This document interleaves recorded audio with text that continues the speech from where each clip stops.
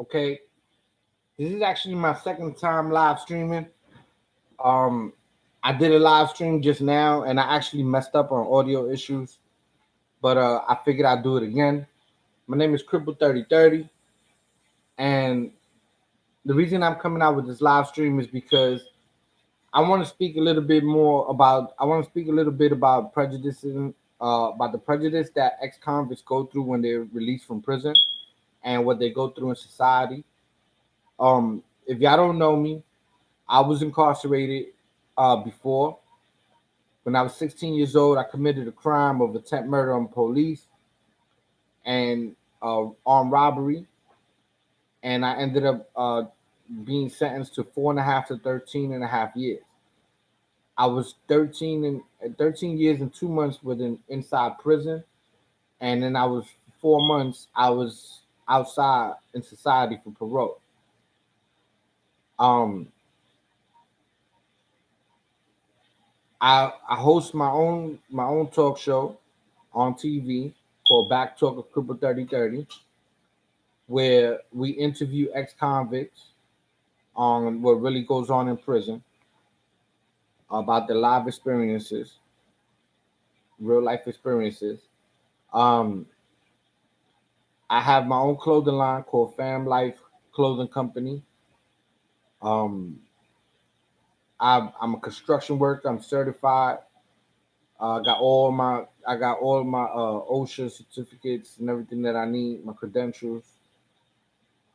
Besides that, I also I do acting now.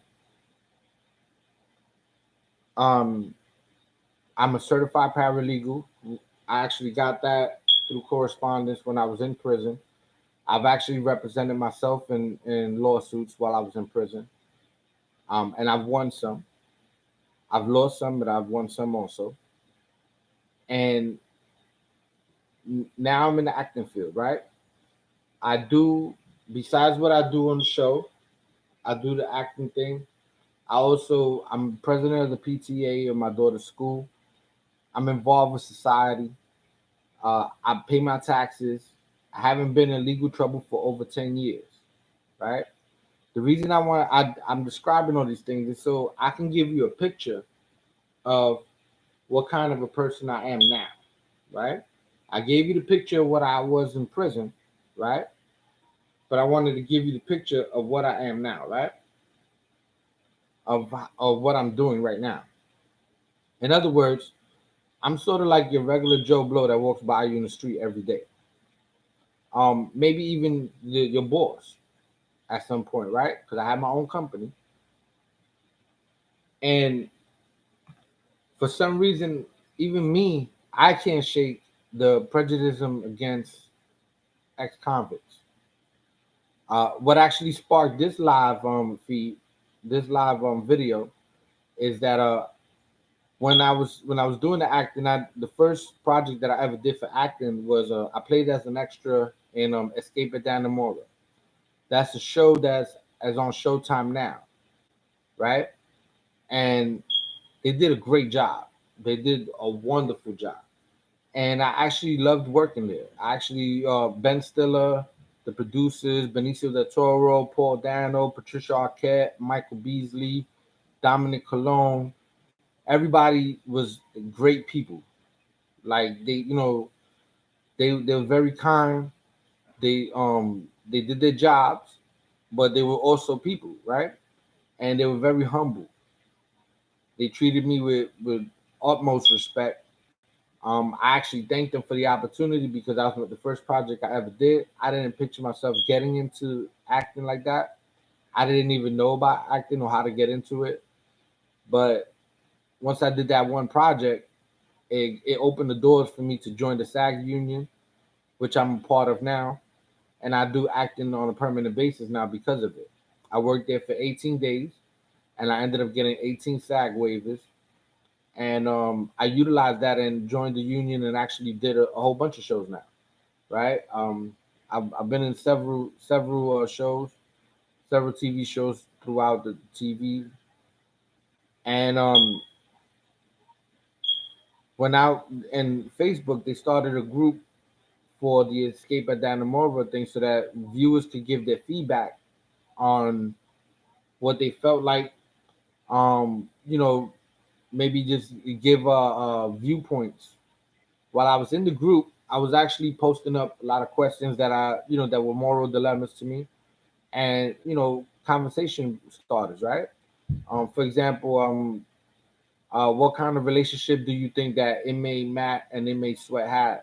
Was it more of friendship, or did inmate Sweat seek protection from Matt? For example, I seen there's a lot of articles out there that the town where she lives at, the area that she lives at, hates Tilly now. That they, that's the character played by Patricia Arquette.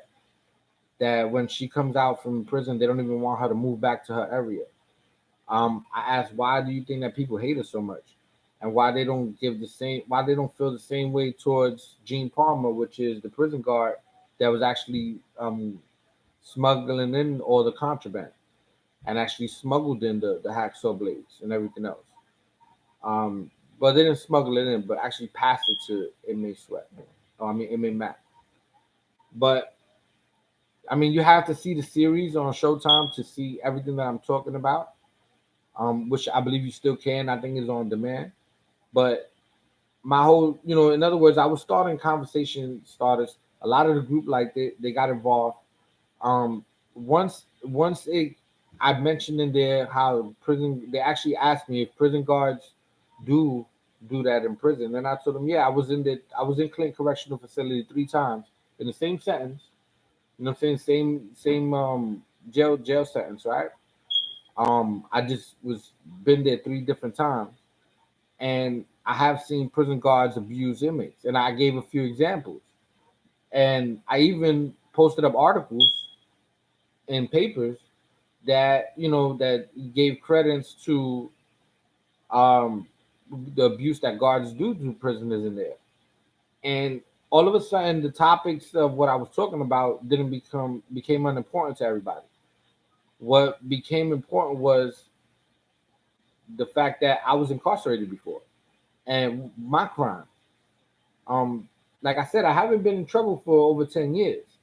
So that means that whoever's ever did a crime over 10 years, I'm like you right now, right? Whoever's out there working, like you have a whole lot of people, even in office right now, in political office, that they've done crimes in their past.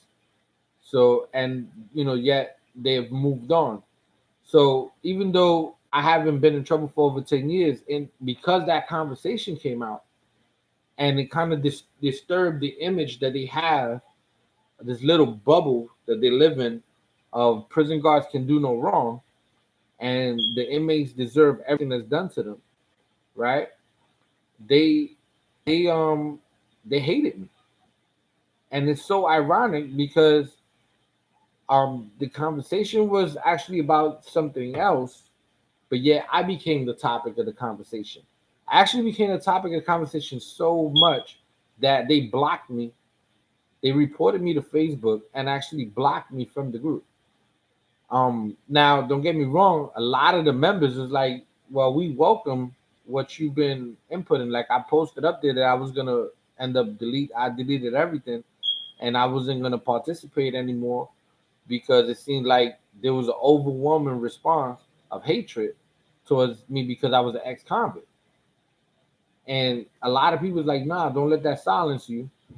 Keep posting and stuff. But they ended up blocking me. So I until Friday I can't actually even respond to them. Um, but my whole thing is they allowed themselves to live with this image that prison guards can do no wrong, that inmates deserve everything that's done to them. I actually had one person in there say that inmates are not inmates deserve everything they do to them. Just exactly those words, as a matter of fact, that they must have brought it upon themselves. I actually mentioned an incident where they deprived inmate, a guard deprived the inmate of food and water for nearly 9 days, simply because the prisoner wrote a complaint against the guard. And this was in Clinton Correctional Facility. They called me a liar. They said it never happened. Now, none of these people ever been in prison before. They've never been in prison. They never even stepped foot in there. But yet they told me that this did not occur, and it happened when I was there. Right? That's like, that's real funny. That's like telling the tree you made no noise when you fell in that wood, right? But the tree was there, so the tree could tell you it hurt. It fell, right? I fell, and there was a loud noise, right? You can't tell him that there was no noise because he wasn't there. I was there, right? This happened to my neighbor when I was in SHU Unit 14 in Clinton Correctional Facility. SHU stands for Special Housing Unit, and that's actually where they put you when you commit serious infractions and you're in prison in Clinton. Now, because they didn't believe this or they didn't want to believe this because they're related to the guards or they're from the area or they believe that prisoners all deserve whatever they get coming to them, they began throwing hateful things to me. Like I would be having like a real conversation, a real good back and forth conversation about of I believe I was talking about why would people hate Tilly and inmate Matt and inmate Sweat so much, and they never even met these people, but yet they wouldn't feel the same way about Gene Palmer, which is the guard, and they also and why would they even feel so strongly about any of it? Because in all the reality, you're home and you're watching this on TV. You don't know anything about this, but yet you feel so strongly against these people. You shouldn't.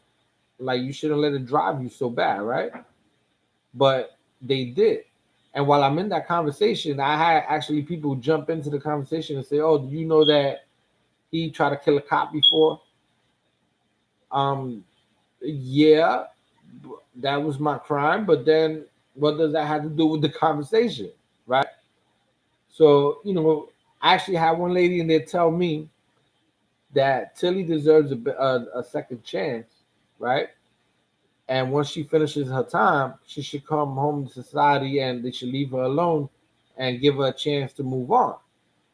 And then in the next note, when she found out that I witnessed these abuses from the guards on the prisoner, she said that she believed in an eye for an eye and that murderers should be murdered and that rapists should be raped until they beg to be murdered and that robbers should be stolen. In other words, anything that they did to the that they committed, any crime they committed, they should have committed upon them. And that she felt that no people could ever change. And I'm saying like, um, and I mean, I can understand the strong feelings against rapists. I don't like rapists. I actually have kids, and I hate rapists.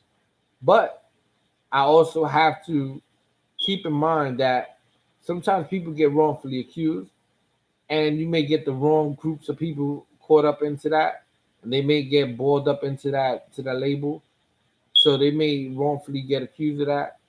So you have to give them a chance to move on too. I just would never deal with them. I would never talk to them. I would never deal with them in my everyday life. And that was actually one of my topics. My topic was why hate them so much. If you don't like them, it doesn't kill you to just stop dealing with them. Turn around and walk the other way, right? We're in society is pretty big. All you got to do is don't walk down that street with them, right? If you see them walking down the street, then cross the street. You don't want to talk to them, don't talk to them. Nobody's forcing you to deal with them. But when you hate them, you're giving them control of yourself, right? It's like they're controlling you without you even really paying attention to it, because now they're controlling your feelings towards them. But if you excommunicate them from your life, right? In other words, you cut them off, then that's it. There's no more problems, right? They got no control over you anymore, right? But that's just me. That's my opinion, right? But my whole point is that people were actually turning against me only because I was an ex-convict. Mind you, one of the people said that they actually worked in the crew, for Escape at Dannemora, right? So that means that while I was on set, he was there, right? That means that he also dealt with a lot of other ex-convicts, right? But yet he didn't have these strong feelings against us when we was there, right? He didn't say nothing to my face and say he hates ex-convicts and so on and so forth. But all the hatred he was spewing while he was in there is some obviously he was holding that deep within. I feel, I'm not mad at the guy. I actually feel sorry for the guy because that means that he gives a lot of control to a lot of people that he doesn't even want part of his life, right? Um, Honestly speaking, if I hate somebody, I hate them, and I just don't deal with them. If I don't like somebody, I don't deal with them. Um, I'm not forced to do business with anybody I don't want to. I'm not forced to talk to nobody I don't want to. I don't want to be in a relationship with somebody I don't want to. So if I don't like you, I just excommunicate you. Maybe he should practice that because if he's getting all this hatred towards people that he don't even know, he's gonna live a life of hatred, and that doesn't sound very good. That's not good for his psychology, you know. Um, but that's what motivated me to do this video, right? In other words, let people move on. Stop being prejudiced against people because of what they did in their past. You want to judge somebody, judge them on their present. How about that? Judge them on what's going on now. What are they doing now?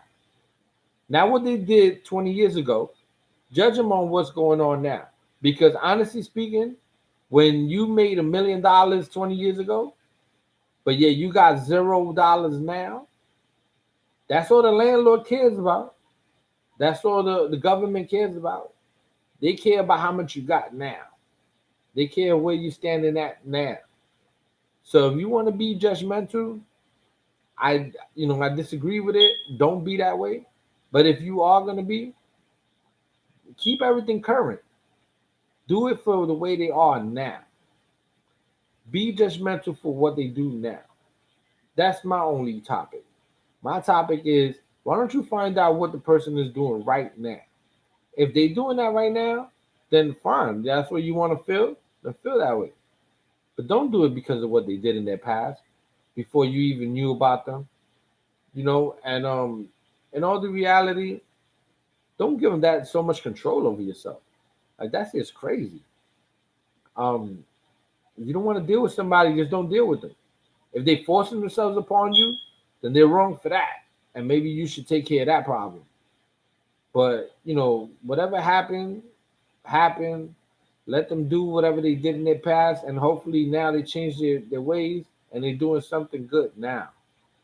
You know, that's my whole thing. If you're gonna look at somebody, look at the way they look now. Don't judge them for what they did in their past because it makes no sense. If they're not doing the same things again, don't even bring that up. Why? It's not gonna cost you a penny to even just ignore them. Right? If you don't like them, then just ignore them and just keep moving, right? And on the north note, I know you see the fish tank on the side. Yeah, that's a python snake. That's my little python. Got the food out for the dinner tonight. You know what I'm saying? But I didn't want to be so distracting. I know y'all was probably wondering what the hell is that back there, but that's a python snake. It's pretty big. Yeah, it's a large snake. But yeah, nah. But don't get caught up, man. It's not worth it, right? Now, I hope that all of you like my video, right? If you do like it, tell your friends to like it. I actually challenge any of you to controvert anything that I say here. I'm willing to respond to anything. I love healthy debate. But come with facts. Don't just throw accusations out. Come with facts, like things that you saw. Don't tell me things that you heard about. Tell me things that you saw. If you want to know any experiences of mine, if you have any questions at all about me, about things that I saw, ask me. I don't hide nothing. I'm not gonna tell you anything about nobody else. I'm not giving up no details. I'm not a snitch. Not gonna give up any information about anybody else, but I will tell you everything about me, right? So if you want to know anything about what happens in prison, talk to me. Watch my show, Backtalk with Cripple3030. I actually interview ex-convicts, and they tell me about things that happen in prison. It's on TV. Right now it's on BronxNet, channel 68 and channel 34, Monday nights at 10 p.m. All over the world, Monday nights at 10 p.m. on www.bronxnet.org. And in the Bronx is on channel 68 and channel 34. And it's right here on this YouTube channel, right? So you could always catch my archive episodes right here. I actually have 2 episodes up here now. I also have episodes from when my show was a podcast on thematrixstudios.com. So I have those on there too. But either way, you can see my show. Ask me anything. Comment below. I'll respond. Tell your friends. Share the video. Subscribe to my channel. Subscribe to my channel. Let me say that a third time. Subscribe to my channel. The reason is because as my episodes come out, they will be coming back to this page, and I will be airing it here. That way you can see it over and over and over and over again as much as you like. If you like to support, share the video. Post it all over your Facebook, Instagram. Tell all your friends. Even if it's to talk bad about me. Talk bad about me. I don't care. You know what I'm saying? Because I can stand on my 2 feet. And tell all your friends too, because like I said, I love healthy debate. So bring them to a debate. I have a debate with them right here. Got no problem with that. If they want to come on my show and they have a different viewpoint than me, I'm willing to take them on my show. I've interviewed staff from prisons. I've interviewed ex-prison guards. I'm willing to put all of y'all on my show. So if you want that, you comment below. We can set that up. So if you want to be a guest on my show and you want to speak your mind, like I said, just come talking facts. I'm willing to listen. I'm willing to argue. Willing to debate. You know what I'm saying? I don't hold my tongue for nobody. You know what I'm saying? And with that being said, I'm gonna sign off this video the way I sign off in my show. And I'm saying never, ever, ever be silent. You're gonna talk back right here on Back Talk with Cripple 3030. Take care and have a happy new year.